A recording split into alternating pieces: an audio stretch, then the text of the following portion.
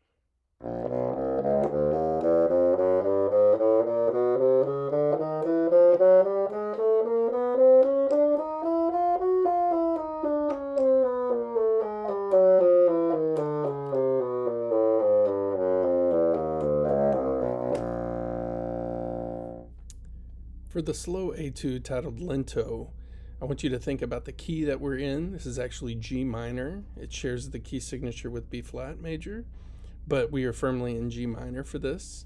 Think about phrasing and where you want to take the breaths. If you look at the first line, I would breathe at the end of the 4th measure, and then in the second line, you can breathe where there's a quarter rest after the 2nd measure. I recommend putting a breath at the end of the 2nd line, very last measure in between the octave Ds, and then you can breathe then at the next quarter rest, and then you should be able to make it to the end of the excerpt. And I think if you organize this according to those phrasings, it will come across as very thoughtful and organized when you perform it. Another tip in the lento is on the 2nd line, 1st measure, you have what we call a turn. This is an ornament in music used to decorate particular pitches. This one is a turn in between the half note A going to a B flat on beat 3. And I'm putting it on the screen so that you can see what the actual rhythm is and what notes you will play there. I treat this as a dotted quarter note followed by 4 30-second notes, and a turn just means that you're going to play the note above the pitch it's attached to back to the original note, the note below the pitch that it's attached to and back to the original note. So in this case, you're sticking within the key, what we call diatonic, and you're going to play A, B flat, A, G natural, back to A before you go up to the B flat on beat 3. And when you hear the performance video of this, you'll hear that executed as needed. The next tip I want to make sure you understand is the E flat fingerings you're choosing to use. There's several E flats in here, and make sure you're using the one that sounds best on your instrument. 1 and 3 in the left hand do not make a very good E flat. It's too sharp in pitch. So what I recommend is using one of the ones that I provide for you on the screen here shortly. It's some combination of 1, 3, left pinky on the E flat key, as well as your middle finger, right hand, and your back B flat. Or you could try 1, 3, and then the first finger in the right hand and the back B flat with your thumb. It depends on instruments, which one of those sounds best and has the best resonance and is the best in tune. I would choose the one that sounds the best according to those options. Another tip is the half-hole register. The half-hole register encompasses F sharp G flat, G natural, and G sharp A flat at the top of the bass clef staff. You have to half-hole correctly to get those pitches to come out, and it's important to incorporate the left pinky on the E flat key to help with the tuning and the resonance of these pitches on the G naturals. You'll see on the screen I'm providing fingerings for F sharp, for G, and G sharp or A flat. And I encourage you to adopt these fingerings and to adopt this technique. My next tip is about flicking.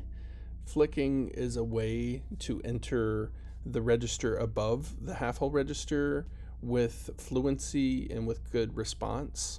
You should flick anything starting with A natural at the top of the bass clef staff up to the D above that, above the bass clef staff. And I'm going to share with you some images with the flick keys that you would need to use.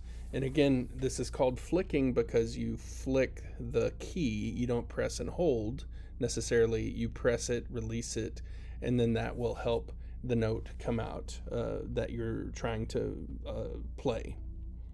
Where should we adopt flicking in this excerpt? Well, when you get to the end of the first phrase and you start on the D above the staff, this is a good time to flick. I would flick both of those D's there, and then under the slur throughout that measure, you don't need to flick, but the beginning of the next bar, last measure of the first line, the C, you should flick that C. The second line on the A, you should flick that A. The second measure of the second line A, you should flick that A. The next one that you would encounter is the last note of the second line, the high D, etc. And I would flick throughout the rest of that excerpt as you're playing the syncopated part with the and etc. But in general, you should always flick to help with response. The next part of the video is me performing the Lento excerpt. I hope that you enjoy that.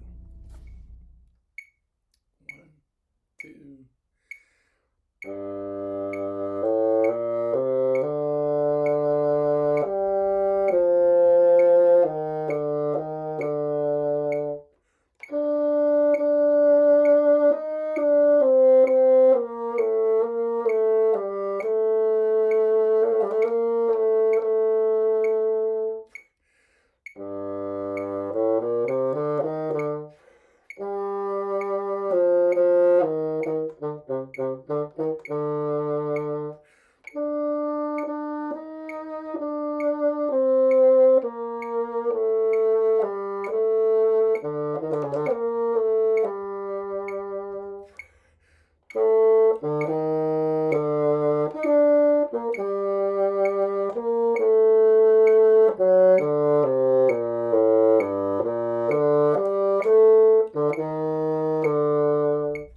Some tips that I have for Etude 15, the top line, are to think of the key that you're playing in. G major is the key that this is in. The slow one was in G minor. This one's in G major. I think as you go through this, you'll take note of where the breath marks are. You have 3 breath marks in the first 2 lines, and then you don't have another breath opportunity until the end of the excerpt. At the printed tempo, the goal of 112 to 126 is pretty quick, and you will not have any problems making that last phrase on the bassoon in one breath. Aim for dynamic contrast in here, and then all of my comments and recommendations and tips on flicking and half hole register from the slow etude are applicable here. So anytime you're playing a fourth line G, make sure you're half holing fourth line fourth space G. Make sure you're half holing. All of the F sharps also need a lot of half hole, and for those to speak properly. And there's quite a bit of action at the top of the staff where you're playing B natural, A natural down into a G or another pitch down there.